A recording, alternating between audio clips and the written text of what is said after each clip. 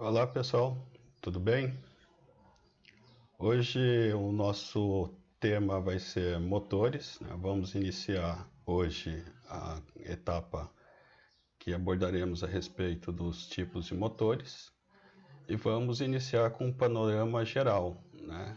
Então aqui é apresentado todos os tipos de motores, né? Ou a maioria do tipo de motores, né? Utilizados na indústria, no comércio e também em aplicações residenciais. E nesse panorama aqui podemos já distinguir os motores, né, em dois tipos. Os motores, né, de corrente alternada, ou seja, aqueles que trabalham na rede trifásica ou monofásica, e os motores de corrente contínua. Para a aula de hoje, né, especificamente, nós vamos falar a respeito dos motores de corrente alternada. E dentre os motores de corrente alternada, né, que nós falaremos, iniciaremos a nossa abordagem hoje, vai ser os motores trifásicos. Mas ainda dentro dos motores de corrente alternada, nós temos os motores monofásicos, aqueles que são utilizados nas redes monofásicas, né, normalmente residenciais. Os motores universais, né, esses motores universais têm uma particularidade em que ele pode ser utilizado tanto em corrente contínua como em corrente alternada. E os motores trifásicos, que são utilizados em larga escala na indústria. Dentre os motores trifásicos, né, ainda podemos dividi-los eles em dois tipos, né? Os motores assíncronos e os motores síncronos. Falaremos a respeito dos motores síncronos, mas de uma forma bem superficial. Dentre esses motores, né, a gente vai ver que a característica principal dele é que ele trabalha com sincronismo. Esse sincronismo é relacionado à rede. E essa denominação aqui para o outro tipo do motor que é assíncrono, então significa, né, utilizando a mesma analogia dos motores síncronos, que ele trabalha de uma forma assíncrona, ou seja, com uma leve diferença, né, de sincronismo com relação à rede. Os motores síncronos, né, eles são subdivididos em três tipos. Os motores que o seu rotor ele é constituído de um ímã permanente, ou seja, ele tem um polo sul e um polo norte constantemente produzido por um ímã. E outros dois tipos, né, em que o campo magnético ele é produzido por eletricidade, né, ou corrente elétrica. E essas duas subdivisões aqui é utilizado, né, de forma, né, que a gente vai aprender agora com os rotores, né, que é uma da parte construtiva dos motores, né? A gente vai ver que é um dos elementos principais, né? Ou um dos elementos principais, né, da forma construtiva dos motores. E esses rotores, né, eles podem, que são bobinados, eles podem ser de polos salientes ou de polos lisos. Então, uma das características que já podemos destacar aqui dos motores síncronos, em que, com relação do ponto de vista da eletricidade, né, os seus rotores, eles são bobinados.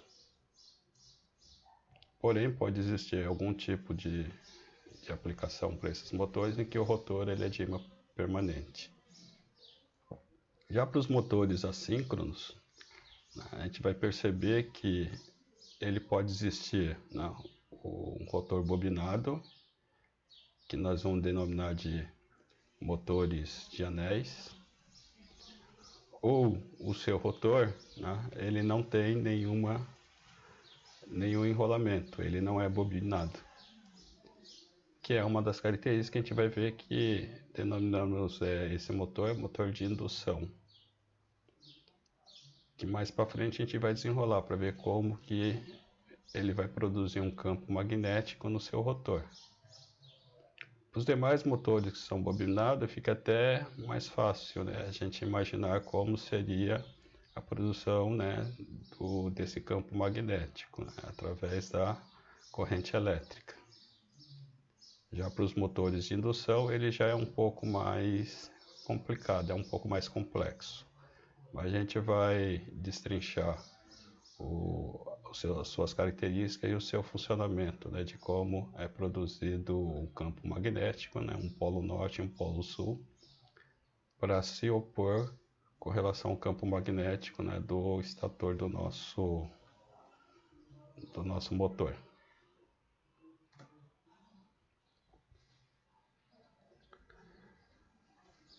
Como já afirmamos, né, nessa apresentação, então os motores, né, elétricos, pode ser trifásico ou monofásicos, né, a sua forma construtiva é bem parecida.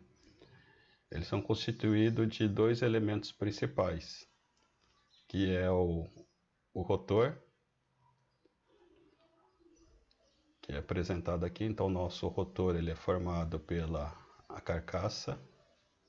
Então, a carcaça ela fornece uma proteção mecânica, né, de fixação. Dentro dessa carcaça, né, é fundida ou fixada o núcleo, onde esse núcleo aqui é formado por chapas ferromagnéticas. E ainda dentro desse núcleo aqui, né, é colocado um arranjo, né, ou um elemento em que ele vai receber o enrolamento, né, que nós chamamos de ranhuras.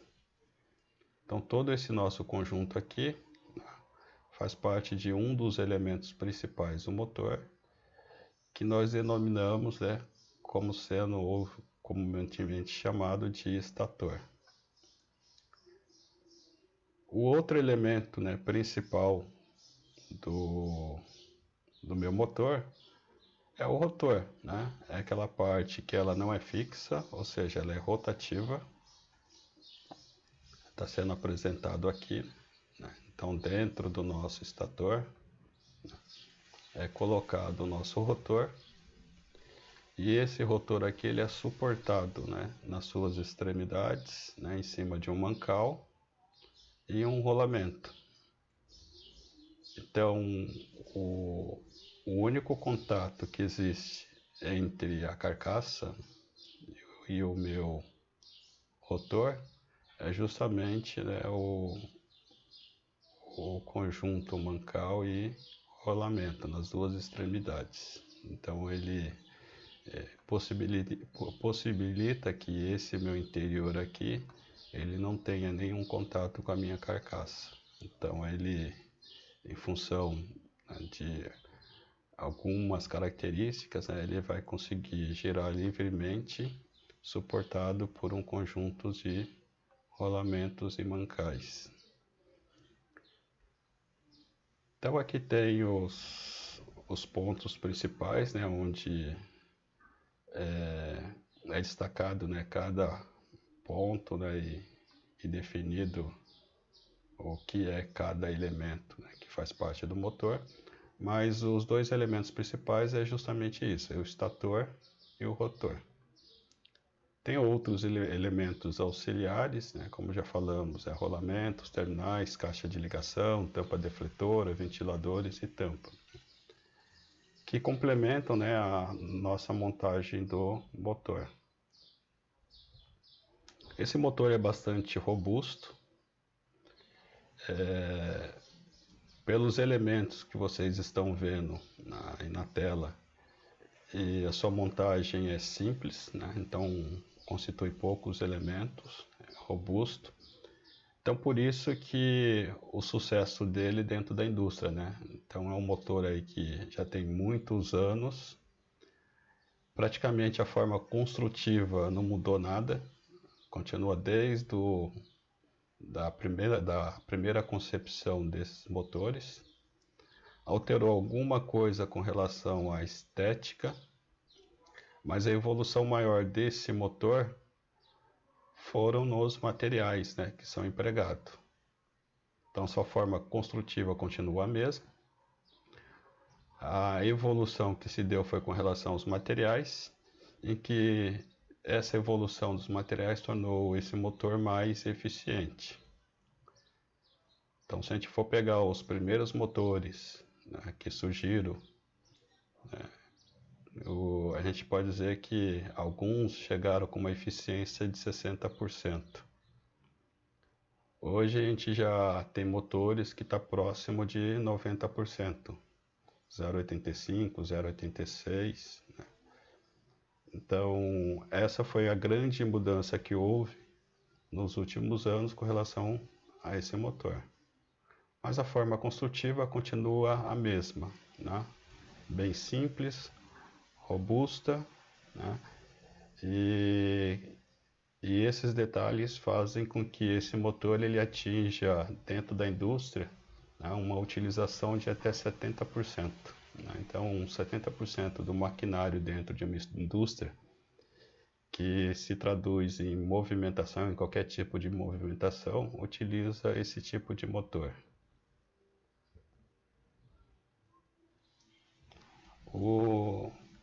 Um dos elementos, né, principais que nós falamos é justamente o nosso estator.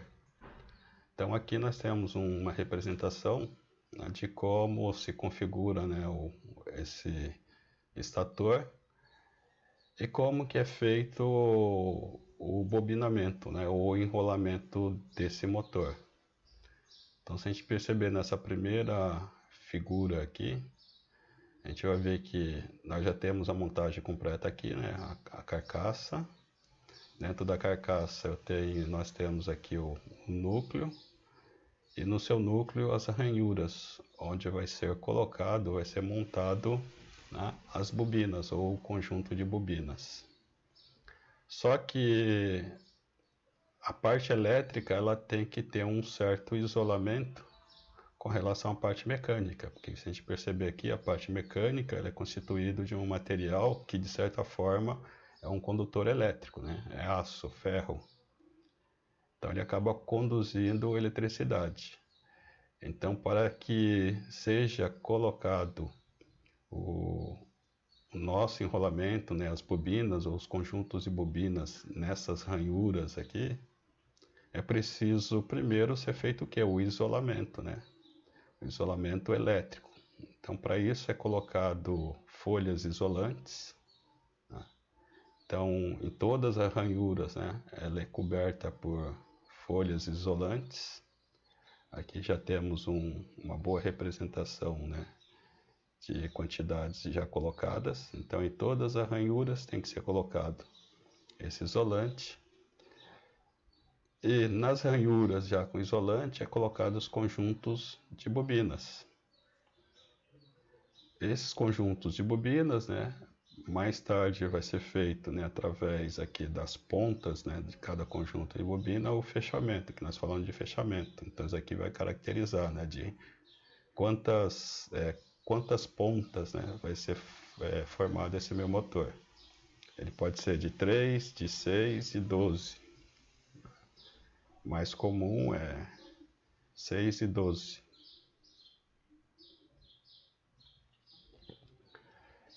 Depois de ser colocado todas as bobinas, né, nas ranhuras, é preciso também colocar, né, depois de ser feito isso aí, ser colocado fechado, né, ou fixado de uma forma melhor com outras folhas, né, isolantes.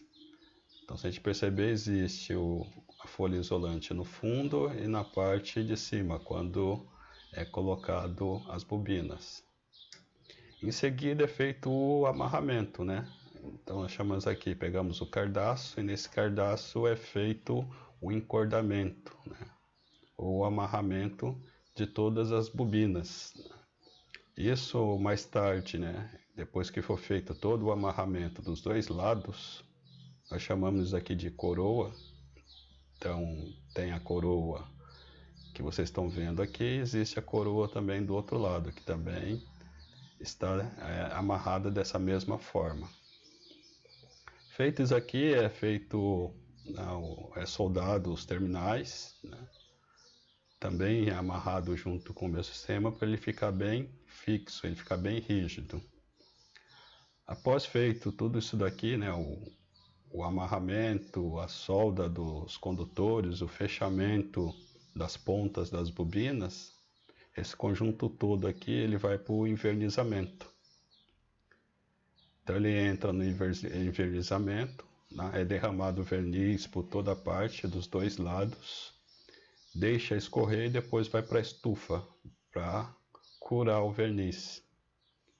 Todo esse processo aqui ele vai servir para duas coisas. Uma para dar rigidez mecânica com relação às espiras, né, para elas não vibrarem quando for percorrido pela corrente.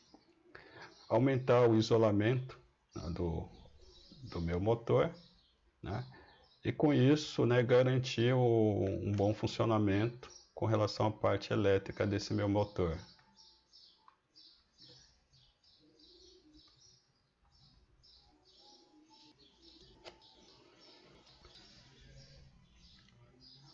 Então esse envernizamento, né, e a cura desse processo, né, do verniz, ele vai dar uma rigidez mecânica com relação ao nosso amarramento, ao conjunto de bobinas que está alojada em cada ranhura. Isso aí vai evitar com que o conjunto, quando for percorrido por altas correntes, ele não vibre, não dê ruído. E além disso aí, ele vai melhorar a nossa isolação elétrica. Ou seja, ele vai permitir que a corrente elétrica que está circulando entre todas as bobinas, ela não não tenha fuga com relação à nossa carcaça, porque essa nossa carcaça aqui, provavelmente ela vai estar fixada num ponto rígido, de baixa isolação com relação à terra. Então, com isso, vai fazer com que o nosso sistema ele trabalhe eletricamente de uma forma mais segura. Então, esses pontos, né, que foram levantados aqui, futuramente a gente vai trabalhar com os tipos de falhas, né, que ocorrem nesse tipo de elemento, né, no nosso motor. Então ele tem alguns tipos de falha bem características, né? E uma delas que a gente vai tratar mais tarde, né, mais adiante, vai ser justamente a isolação elétrica, né, que é um modo que dá para a gente verificar como que está a qualidade da isolação do motor. E na última figura aqui nós temos, né, todo o conjunto montado. Então aqui já está bem visível, né, a parte do alojamento do rolamento, o próprio rolamento, os dois rolamentos. Aqui está suportando o nosso rotor. Esse aqui é um tipo de rotor bem utilizado, né, que a gente vai ver que a característica do motor ele vai estar em função do nosso rotor, né? É um dos indícios, né, de se saber, né, qual é a característica do motor é justamente com relação ao rotor. Um item principal também principal não, né, importante que podemos mostrar é o ventilador, né, lá na nossa próxima extremidade do eixo. Então, uma ponta do eixo nós temos o ventilador e a outra ponta do eixo, né, ela é destinada para acoplar a carga, né. O outro elemento que nós comentamos, né, como elemento principal é o rotor. Então, para o rotor, né, já adiantamos um pouco que ele caracteriza qual é a classificação do motor. Então, podemos citar, né, em termos de rotor, né, aqui não está aquele rotor que nós mencionamos no começo, que é um rotor com imã permanente, mas aqui a gente tem os mais comuns, né? Então tem esse rotor aqui que quando a gente olha para ele a gente já imagina pensando que fosse como se fosse um cilindro, né? Porque ele é maciço. Ele aparentemente aqui a gente não está vendo nenhum fio condutor ou enrolamento, que nós chamamos de bobinamento. Então ele é assim mesmo. A primeira impressão de quem visualiza, né, esse tipo de rotor aqui acaba imaginando que ele é um cilindro maciço, né? E na verdade ele não é. Ele é bem mais complexo do que um cilindro maciço, mas ele dá uma ideia de um cilindro maciço. Isso aqui nós chamamos de rotor em curto-circuito ou gaiola de esquilo. Então a gente vai ver por que ele é chamado gaiola de esquilo, porque realmente ele parece uma gaiola. Mais abaixo nós temos outros dois tipos, né? Esses dois tipos de rotores aqui, eles são bobinados, ou seja, ele tem um enrolamento, ou seja, ele tem condutores enrolado internamente neles, tá? Esses dois tipos. Eles são utilizados bem mais em geradores síncronos, né, que nós já vimos no tópico anterior, para motores de corrente contínua, né, e motores síncronos, né, que a gente vai ver o que são os motores síncronos. Esses dois motores bobinados aqui, né, as diferenças deles, né, a gente está vendo o nome aqui, rotor de polos lisos e rotor de polos salientes, é justamente com relação a esse intervalo. A gente está vendo aqui que a parte do alojamento, onde vai as bobinas, né, eles são diferenciados, né? Então esse polo liso aqui, então significa que o núcleo dele ele tem uma continuidade, ele é contínuo. Então o enrolamento ele é feito de uma forma linear, né, síncrono. E os motores de polo saliente, a gente percebe que existe um intervalo bem grande entre uma ranhura e outra ranhura, né? Então são tipos de rotores bem mais especiais, né? Então a gente tem sapatas polares nesse tipo de motores, né? Que é um pouco diferente com relação a esse daqui. Então esses aí são os dois elementos principais, né, que podemos destacar com relação aos motores. Em que a maioria dos motores, né, são bem parecidos em termos de forma construtiva, é estator e rotor. Existem algumas variações quando a gente trata com relação ao motor corrente contínua, em que a gente vai ver campo e armadura, né? Mas a gente vai ver mais para frente. Nós vamos mostrar a seguir, né, um vídeo, né, que mostra como é feito, né, o enrolamento, o embobinamento de um motor, né, para a gente ter uma noção melhor de como que é feita a montagem desses motores.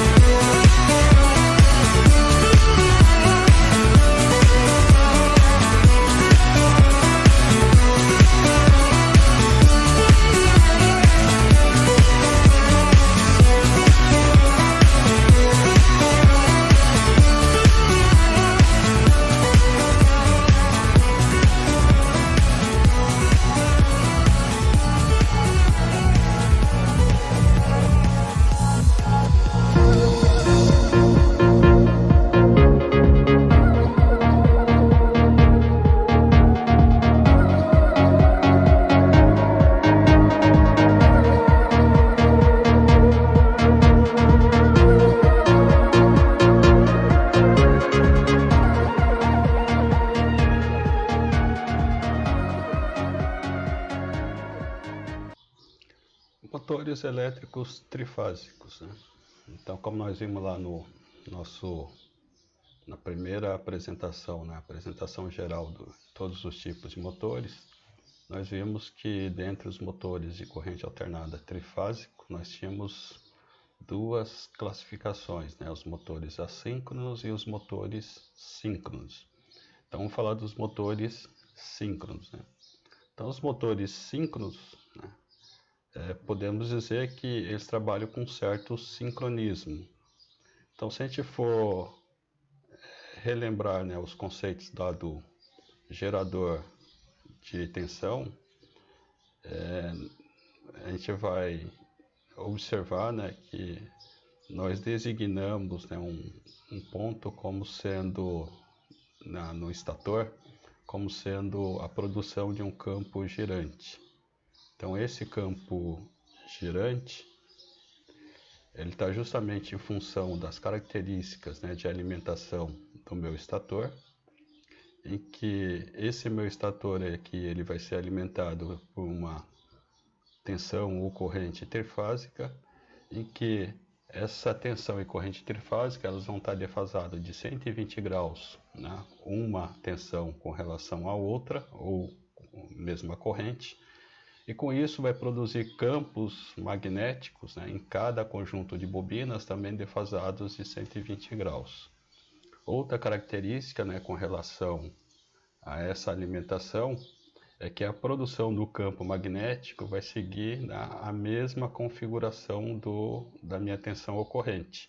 Ou seja, ele vai começar com um campo magnético em zero, vai crescer a um valor máximo positivo, depois vai decrescer até zero novamente e vai crescer, né, o campo magnético vai crescer negativamente até um valor máximo, decrescendo novamente até zero e assim se repetindo constantemente, né? Essa variação, né, do campo magnético também vale para as outras bobinas, né, para as outras duas bobinas, ou seja, as três bobinas do conjunto vão perfazer essa mesma característica, né, de variação do campo magnético, também defasado de 120 graus. Porém, né, dentro da concepção do meu estator, a gente vai ver que se a gente for estudar de uma forma assim mais criteriosa, a gente vai ver que existem resultantes de campos magnéticos, né? Então é um pouquinho mais complexo com relação à tensão e à corrente. Então, o que vai existir dentro nessa concepção do meu estator vai ser resultantes de campo magnético. Essa variação, né, de 120 graus, né, aumentando, né, para um norte, um polo norte de zero até um valor máximo, depois decaindo, também vale para o polo sul e assim por diante. Então nós caracterizamos, né, essa constante variação, né, como sendo um campo magnético girante, né? Então, dentro no meu estator, apesar de não existir, né, essa movimentação, a troca entre polo norte e polo sul, né, defasando com relação à variação da corrente, a gente caracteriza aqui como um campo magnético girando. Então, como analogia, então, pode dizer que existe aqui um campo magnético girante, e esse campo magnético girante ele vai estar justamente em função da minha variação da frequência da minha rede de alimentação, que no nosso caso, né, ela pode ser aqui no Brasil 60 Hz, e se for em outros países, né, da América Latina, Estados Unidos, 50 Hz. Então esse meu campo girante, né, aqui ela tem uma frequência de 60 Hz. Então o que significa o sincronismo? O meu rotor aqui, se a gente for perceber, ele é bobinado. Se ele é bobinado, então ele precisa de ser percorrido por uma corrente para ele criar um campo também magnético norte e sul. Essa injeção de corrente, ela se dá justamente por dois anéis coletores, né, que está justamente, né, acoplado aqui nesse meu eixo. Esse meu anel coletor, né, o terminal rotativo, ele é isolado do meu eixo, né, eletricamente, ele é isolado, ele só é fixado, é isolado eletricamente, e todo enrolamento desse meu rotor, ele é fixado, ele é conduzido, né, justamente entre esses dois terminais rotativos. Aqui a gente está representando os dois tipos de rotor que existe com relação a esse meu motor síncrono, né, que é o de polos lisos e os de polos salientes, cada um com a sua função específica e aplicação. Então, como a gente tem uma corrente circulando nesses rotores, eles vão criar um campo norte, né, e consequentemente do lado oposto um polo sul. Esse meu rotor imerso, né, internamente no meu rotor, né, com o seu campo norte e o campo sul específico, ele vai tender a seguir o giro do meu campo girante. Então é como se fosse um ímã que estivesse perseguindo esse meu campo girante. E a frequência com que ele vai perseguir vai ser a frequência do meu campo girante, que é de 60 Hz. Então o polo sul do meu rotor, ele vai estar sempre perseguindo o polo norte do meu estator. E com isso, ele vai girar na mesma proporção, na mesma proporção da frequência do meu campo girante. Ou seja, a frequência de rotação desse meu rotor aqui vai estar justamente igual à rotação do meu campo girante, que é de 60 Hz. Para mostrar melhor, né, ou de uma forma visual, né, esse efeito aí, vamos observar o vídeo que vai ser apresentado a seguir, né, que é justamente o campo norte ou sul, né, do meu rotor tentando perseguir o campo girante. Então isso daí faz com que o meu eixo, né, ele rotacione ou gire na mesma frequência do meu campo girante. Vamos verificar aí o nosso vídeo para fixar melhor essa nossa ideia de campo girante e de rotação síncrona.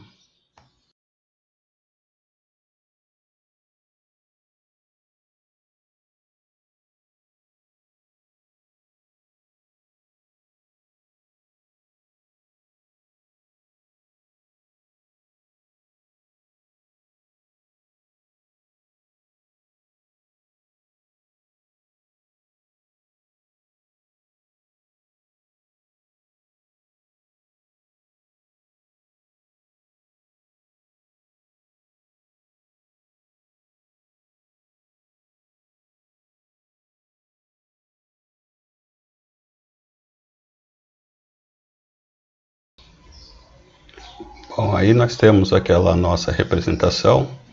Então a gente verifica aí que o nosso rotor, representado internamente, o seu polo norte ele tenta seguir o polo sul do campo girante e o polo sul do rotor internamente tenta seguir o polo norte, né, do campo girante. Então isso aí faz com que o rotor desse meu motor ele siga, né, ele tenha a mesma velocidade do campo girante. Então por isso que nós dizemos que no motor síncrono, ele é síncrono porque o rotor ele gira na mesma velocidade do campo girante.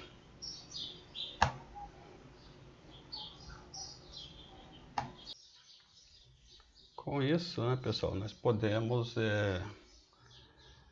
formular, né, calcular qual vai ser, né, a rotação na ponta do eixo do motor, né? Então, só para a gente relembrar uma equação, né, do gerador, né, a gente vai ver que quando nós abordamos, né, o tópico lá do nosso gerador de tensão, nós vimos que a equação, né, do meu gerador de tensão, ele era em função ele era em função da forma construtiva desse meu motor, ou seja, uma constante que nós definimos lá, né, como sendo algumas características de construção do motor, dos materiais, né, da secção transversal do motor e assim por diante. Então é uma constante fixa, esse 120. O número de polos, né, que vai estar no projeto, quando o motor for projetado, ele vai ser projetado com 2, 4, 6 e assim por diante, número de polos. E a rotação ela vai ser definida em função da aplicação, né, de qual aplicação esse meu gerador. E definido esses meus parâmetros aqui, né, e a necessidade da frequência escolhida, né, da rede local, no caso do Brasil, 60 Hz, né, muitos países da América Latina 50 Hz, a diferença que existe é aí 50 a 60 Hz, né, é que vai definir qual vai ser o número, né, a velocidade, né, que esse meu gerador ele vai rodar. Então, se a gente for verificar aqui a equação do nosso motor, ele é uma derivação do gerador, né? Como nós havíamos falado mais tarde, né? A compatibilidade, né, da teoria que nós utilizamos com relação aos geradores também serve para os motores. Então, essa equação aqui de rotação, né, da rotação do motor, é uma derivação justamente, né, da equação lá do gerador, né? Qual vai ser a frequência com que o gerador ele vai girar, né? Vai fornecer para a rede elétrica. Então, um dos parâmetros, né, que vai definir alguma forma construtiva do meu gerador é a frequência que vai ser utilizada na rede, né? Então, a partir dos 60 Hz, da forma construtiva do, do gerador, né, e do número de polos do meu gerador eu defino qual é a velocidade. Então essa derivação aqui, né, da velocidade do motor se chegou justamente, né, a partir dessa equação. Então o que nós temos aqui para definir a velocidade do nosso gerador?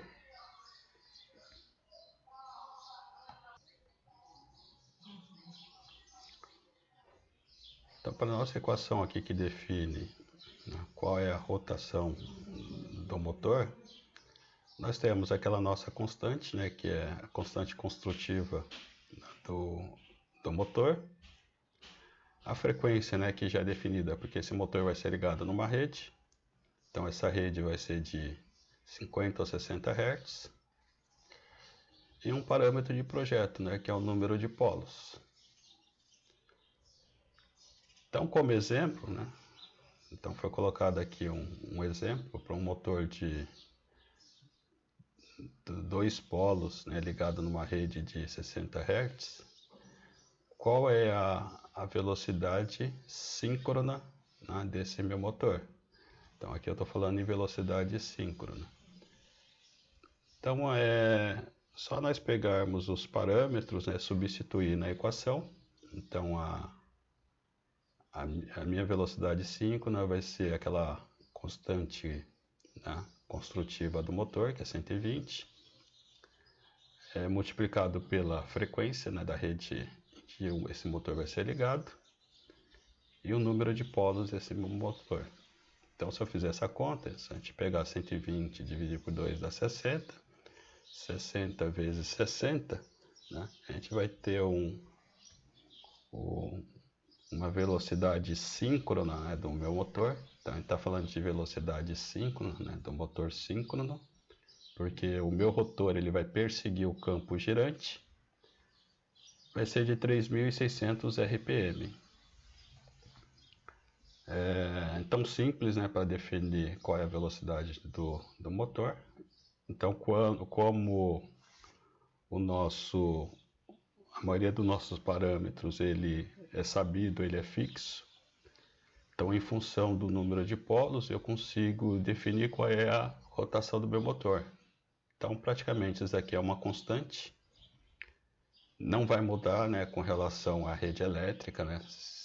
se for, por exemplo, uma instalação aqui no Brasil, né? Esses meus dois parâmetros aqui vai ser uma constante. E o único parâmetro, né, que pode mudar em função do tipo do motor, né, do número de polos do motor, é justamente isso aqui. Então, dá para a gente definir e padronizar em função do número de polos quais são os números de rotação. Então, isso aqui é um exercício que a gente vai fazer mais tarde, né, para a gente ver quais são as rotações síncronas, né, padrão para a rede de 60 Hz. Como também a gente pode fazer também umas rotações padrões com relação à rede de 50 Hz.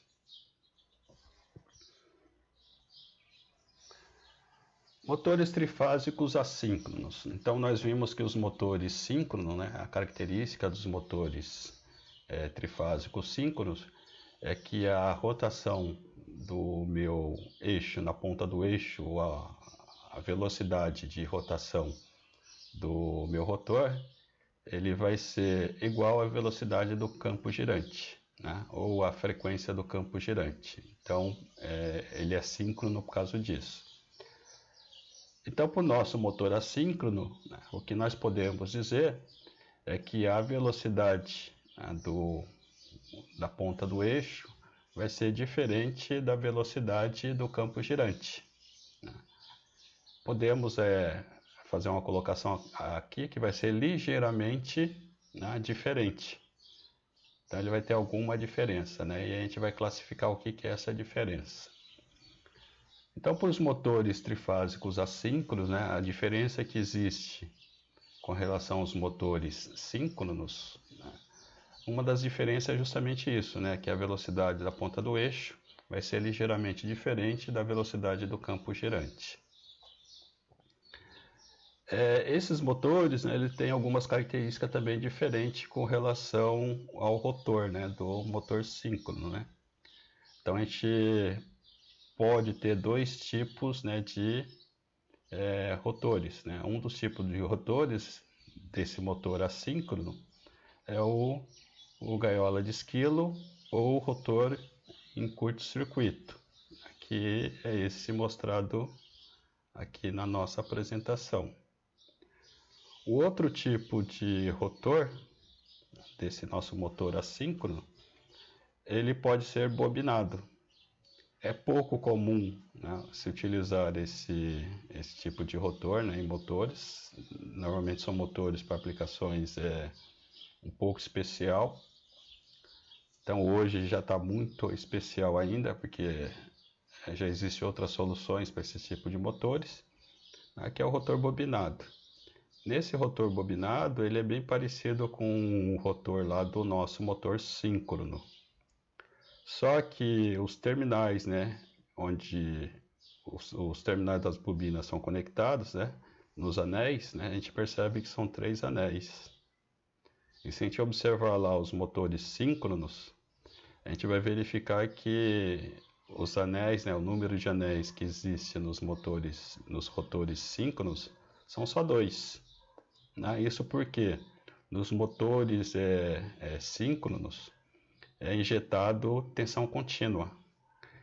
Então eu preciso de um polo positivo e um polo negativo para que eu consiga criar um polo norte e um polo sul bem definido, né? Então são polos em que eles não vão alternar. À medida em que eu injetar a corrente, né, eu vou definir o polo sul e o polo norte, né? E esse polo eles não vão se alterar ao longo do tempo. Já nesse meu motor aqui com o rotor bobinado, a gente percebe que tem 3 pistas, né, ou 3 anéis. Então significa que a injeção de tensão ou corrente aqui, né, já não vai ser com polaridade definida, positivo e negativo. O que vai ser injetado nesse meu rotor bobinado aqui, em vez de corrente contínua, né, o caso lá dos motores síncronos, é justamente uma tensão trifásica alternada. Então eu injeto uma tensão alternada aqui, e essa tensão alternada vai gerar aquela troca de campo, o campo girante, 120 graus defasados, né, e variando ao longo do tempo, entre um valor zero, um valor máximo, entre um zero e um valor máximo negativo, né? E assim sucessivamente, né? Indefinidamente até o motor ficar ligado. Então aqui nós temos uma montagem, né? Já é um motor físico, né? Um produto final, em que a gente tem os conjuntos aqui. Então aqui tem duas representações dos motores trifásicos assíncronos bobinados. Então lembrando que nós temos motores assíncronos aqui com rotor bobinado e os motores assíncronos com rotor gaiola de esquilo ou curto-circuitado. Mas aqui nós vamos, mais para frente, vai falar um motor de indução. Ele trabalha muito parecido com um transformador. Já esse daqui, né, a diferença é que eu vou injetar tensão ou corrente, né, e essa tensão ou corrente vai ser uma tensão trifásica, né, aquela tensão trifásica com as fases de 120 defasado uma da outra. Nesse nosso caso aqui a gente já percebe que não tem nenhum enrolamento, né, pelo menos não é perceptível nenhum enrolamento. Também não tem nenhum indício de que existem terminais, né, para ser injetada tensão. Né? Então são a diferença entre esses dois. Aqui na aplicação, né, desse motor, nós chamamos aqui de motor, né, motor de anéis. Então, normalmente, né, os motores trifásicos, né, assíncronos, a denominação deles são motores de anéis. Anéis pelo próprio nome, né, porque o meio, né, de ligação entre meu rotor com o mundo externo, né, através de anéis coletores, né? Então por isso que devem ter dado essa denominação para esse tipo de motor. Então esse motor aqui eu preciso de duas alimentações, né? Da mesma forma como lá nos motores síncronos, né? Eu preciso da alimentação trifásica AC e de uma alimentação de corrente contínua, né, para o seu rotor, para criar um campo norte e um campo sul. Nesse nosso caso aqui, a gente vai ter uma interação, né, entre os dois campos, né?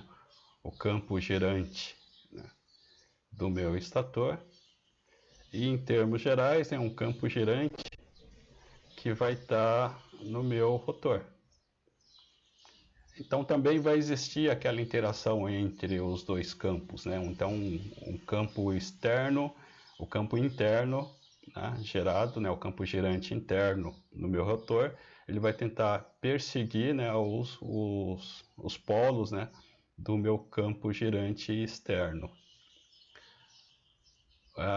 Esses motores, né, de anéis têm algumas vantagens e também algumas desvantagens, né? Uma das vantagens que a gente vai ver é com relação à partida, né? A partida dele consegue ser controlada, ou pelo menos uma parte dessa partida do motor, ele consegue ser um pouco controlado, porque eu consigo controlar o campo magnético, né, através aqui desses meus anéis. Então eu consigo dosar de certa forma o campo magnético, deixar ele com nível maior ou nível menor. E com isso eu tenho um ligeiro controle, né, de uma faixa de velocidade desse meu motor. Uma outra desvantagem, né, é que a partida dele, o torque de partida dele é um pouco baixo, né, na partida. Então, pelo fato de eu ter uma certa resistência aqui, então na partida, até a minha corrente ela circular em todas as bobinas, né, e começar a gerar um campo magnético, então significa que na partida o meu torque é zero. E ele vai aumentando à medida em que a interação do campo magnético ele é formado. Então essa é uma das desvantagens desse meu motor. Normalmente ele é utilizado na indústria para prensas, né, de grande tonelada, em que necessita de um grande escorregamento. Já estão falando de um termo que a gente vai abordar daqui a pouco, né, de escorregamento. Mas com a vantagem de eu conseguir controlar, né, a curva de partida desse meu motor.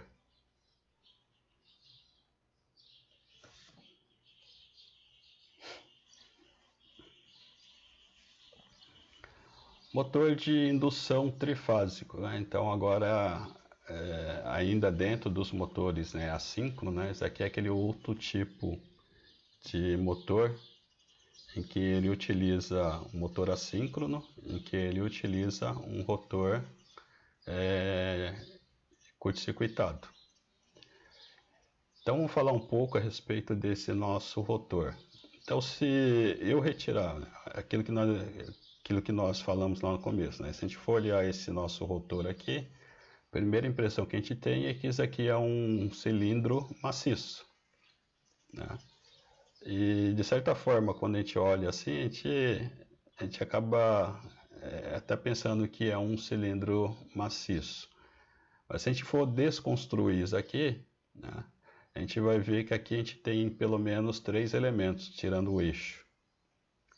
Então, se eu tirar essa parte aqui mais cinzenta, né, que a gente está vendo aqui, são lâminas. Então, isso aqui não é maciço. Isso aqui é formado por várias lâminas compactadas, né, internamente. Que quando elas são retiradas, né, a aparência que ela fica, né, a estrutura que fica é justamente isso aqui, ó. Então existe como se fosse grades aqui, né, e uma entrada, outra entrada e 2 anéis, né, nas extremidades. Então por isso o nome de gaiola de esquilo, né, o apelido que foi dado para esse rotor como gaiola de esquilo, né, porque ele aparenta, né, em termos assim do pessoal lá fora que tem o esquilo, né, de caça de esquilo, é que a gaiola que eles utilizam para caçar os esquilos é justamente bem parecido com isso. Então daí o nome de gaiola de esquilo. Mas é a denominação de rotor em curto-circuito. Porque essas grades aqui que nós estamos vendo não são grades, eles são cobres, são fios de cobres, né? E que eles estão conectados entre esses 2 anéis. Então, se a gente perceber, né, vamos tomar como exemplo esse nosso condutor, né, em que aqui, né, nessa ponta aqui é colocado o eixo, né, e mais o suporte do eixo. Então, significa o quê? Que essa parte aqui, esse anel, ele é unido pelo eixo, né, nas duas extremidades. Então, significa que esse terminal, ó, essa ponta desse condutor, está em curto-circuito com essa outra ponta. Então, daí o nome de rotor em curto-circuito. Então, se a gente for falar assim, não existe rolamento nesse meu rotor, de certa forma existe, que é esse daqui, né? Um rotor, né? Um condutor, se a gente for perceber, é um condutor retilíneo, em que, né, aí já dá para a gente imaginar o funcionamento desse nosso rotor. Então, se essas minhas duas extremidades, né, eu tenho um condutor retilíneo, e se eu tenho o meu estator, né, que está aqui, que ele vai gerar um campo magnético, e normalmente esse campo magnético ele vai cortar perpendicularmente esse meu condutor. Então, pela aquela nossa teoria lá do Faraday, do Lenz, né, Ampère e assim por diante, né, um condutor, né, retilíneo, quando ele é cortado perpendicularmente por um campo magnético, ele gera o quê? Uma corrente elétrica. Então, o que a gente vai ter quando alimentar o meu estator é um fluxo de corrente elétrica nesses meus condutores. Por outro lado, né, nós temos internamente, né, aqui está retirado, mas aqui está representado, nós temos aqui o nosso material ferromagnético, o nosso núcleo. Então, se eu tenho uma corrente, né, no condutor, né, da mesma forma, se eu tenho um campo magnético que corta um condutor retilíneo, né, ele cria uma corrente elétrica, né? Do outro lado eu tenho o quê? Uma corrente sendo percorrida por esse condutor aqui, né? E eu tenho um circuito magnético aqui em que ele vai fazer com que percorra o campo magnético. Então nós dizemos, né, em termos, né, de funcionamento geral, que a partir do nosso campo magnético girante aqui do nosso estator, ele cria uma corrente, nesses meus condutores, né? E esses meus condutores, como eles estão em curto-circuito, então significa que eu tenho um fluxo de corrente entre eles. Esse fluxo de corrente, né, ele vai criar também um campo magnético contrário àquele que originou, que é justamente do meu estator. Em que esse campo, né, gerado internamente no rotor, né, através da corrente que foi gerada pelo campo magnético, ele vai gerar um campo contrário e esse campo contrário vai tentar também perseguir, né, o campo girante. Só que com um certo atraso, né? Com um certo atraso, e esse atraso, né, ele vai dar como se fosse uma diferença, né, de velocidade entre o meu rotor, né, a ponta do meu rotor e do campo girante do meu estator. Então essa diferença de velocidade, né, do campo girante com relação ao meu rotor é que nós damos, né, o nome de assíncrono, né? Por isso que nós definimos que eles são assíncronos, ou seja, eles não giram ao mesmo tempo. Eles giram com uma certa diferença de velocidade, que é justamente o atraso na formação do campo magnético e na interação desse campo magnético com o campo girante. Esse atraso, né, em termos, eu estou falando atraso, mas não é atraso, né? Seria um atraso assim de perceber, né, um atraso assim de reagir, né, que vai dar justamente essa diferença, nós chamamos de escorregamento. Tá? Então, os motores assíncronos, eles são assim definidos, porque a velocidade do campo girante, é diferente da velocidade do meu rotor. Então, existe uma diferença pequena. Uma das coisas que podemos dizer é que a velocidade do meu rotor, ele nunca vai conseguir atingir a velocidade do campo girante. Ele vai ser levemente menor. Vai ser sempre menor. Essa diferença entre os dois é o que nós definimos como escorregamento. Então, existe nos motores assíncronos, o que nós chamamos de escorregamento. Princípio de funcionamento. Então, princípio de funcionamento, né, nós já demos mais ou menos uma ideia de como seria. Então, no nosso estator, né, como já vimos, né, lá nas aulas de geradores, então aqui no meu estator é gerado um campo. Então, damos como exemplo aqui, né, somente um dos campos de um dos conjuntos de bobinas, né? Então, ora, meu norte está aqui, ele vai se deslocar, né, em função da velocidade, a gente está falando 60 vezes por segundo, né, no nosso caso aqui, ou 60 Hz, em que, ora, eu vou ter um campo magnético aqui, esse campo magnético ele vai se deslocar para outra posição, né, e para outra posição. Então, isso aqui é o que nós definimos como sendo o campo girante, que é produzido a partir do nosso estator. Esse campo girante, ele vai interagir justamente com quem? Com o nosso rotor. Então, conforme o que foi explicado anteriormente, então a gente percebe que o campo girante lá do nosso estator, ele vai cortar perpendicularmente os condutores, né, que estão formando o nosso rotor, juntamente lá com o núcleo, né, as folhas, né, ou então as fitas, né, que estão formando o núcleo aqui no interior do nosso rotor, e acompanhando justamente, né, o campo magnético girante do nosso estator. Então, ora ele corta com mais intensidade, né, a face norte lá do nosso rotor, vai crescendo, ora ele corta na parte central com uma intensidade maior, depois diminuindo e depois ele vai se deslocando ciclicamente em 360 graus. Com isso, né, ele vai formar o quê? Forças, né? Então a força magnetomotriz, né, entre essas lâminas, e elas vão estar variando conforme a intensidade de corrente que está passando pelos condutores.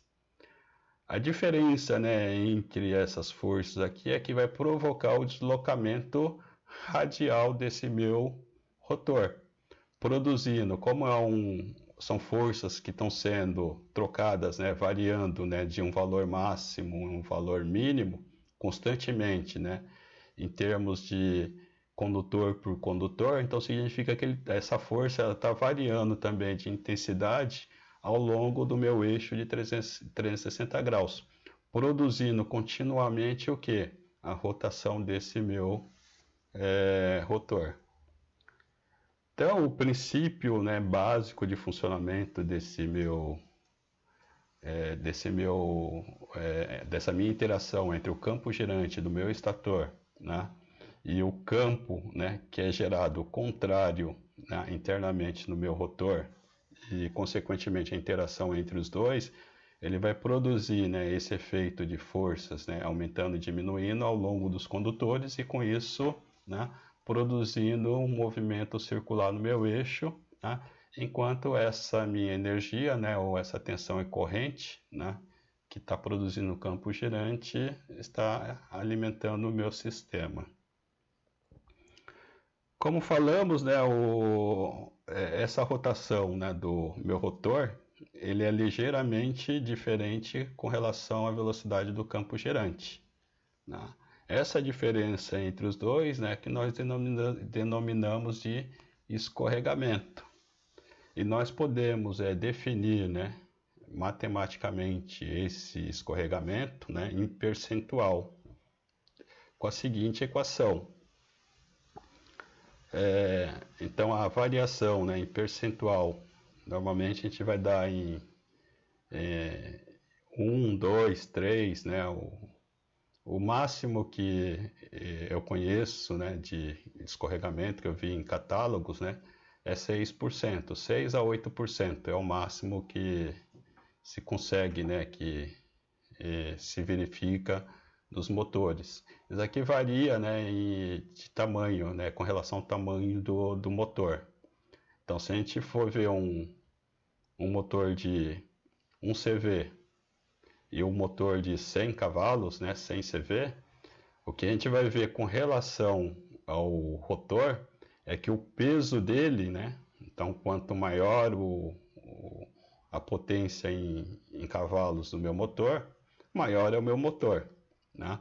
Proporcionalmente, o meu rotor também vai ser maior, né? Então, se ele é maior, né, e nós verificamos a parte construtiva dele, então o peso dele vai ser maior. Então, se o peso dele é maior, então significa que para fazer girar esse motor eu preciso de uma força maior, né? E com isso, né, o meu escorregamento também é maior. Então, se a gente for ver em termos assim, de percentual de escorregamento de um motor de 1 CV e um motor de 100 cavalos, né, a gente vai ver que o escorregamento é maior no motor de 100 cavalos. Isso em função do quê? Do peso, né, que o meu campo girante do estator ele precisa para movimentar esse meu rotor, né? Então ele precisa de uma força maior. Se ele precisa de uma força maior, então significa que o escorregamento, né, entre o campo girante e a velocidade do meu rotor a diferença é maior. Então na nossa equação, né, esse escorregamento ele é dado normalmente em percentual. Então tá aqui o S, né, é o nosso escorregamento em percentual. O NS é o valor do campo girante, né? Então é a velocidade do campo girante, né? Ou da velocidade síncrona. E o nosso N, somente o nosso N é a velocidade real, né? A velocidade real na ponta do eixo do motor. Então, para a velocidade síncrona, a gente sabe que não muda, né? Porque os parâmetros, né, na nossa equação lá, nós vimos que são fixos, né? A forma construtiva, 120, né? A frequência, 60 Hz e o número de polos. Então, a gente consegue a velocidade síncrona, né? E a velocidade, né, medida se a gente medir lá a velocidade na ponta do eixo, isso aqui normalmente, né, com a carga acoplada, a gente vai ver que esse valor é ligeiramente menor do que esse. E para esse valor aqui, se a gente for calcular, a gente vai ter um percentual, né, de diferença entre isso aí, né, que vai dar em 1%. Manipulando essa equação, né, a gente consegue também deduzir, né, através do escorregamento, que é dado, né, isso aqui é dado de catálogo, então eles dão uma estimativa no catálogo de qual é o escorregamento, 5%, 6%, né? Então dá para a gente deduzir qual vai ser a velocidade na ponta do eixo. Então é só uma questão de manipulação da equação matemática, né?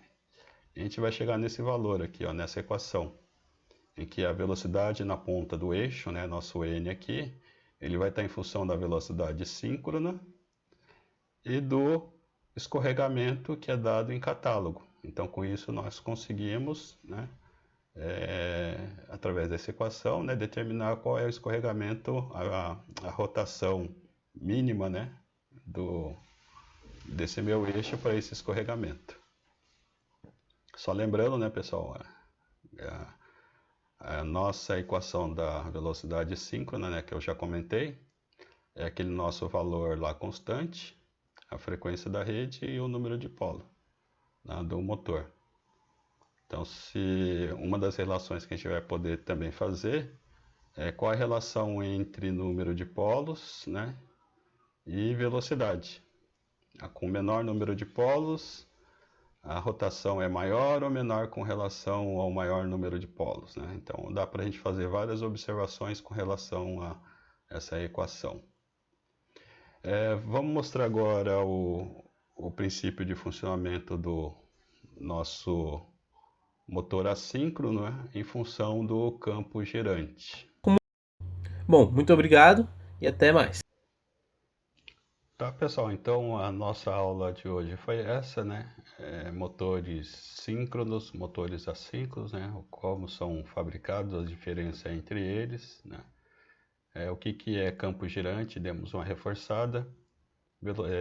Campo magnético girante, velocidade síncrona e escorregamento, né? Então, basicamente, né, nossos pontos, né, de fixação é justamente esses tópicos que foi apresentado agora. Até mais.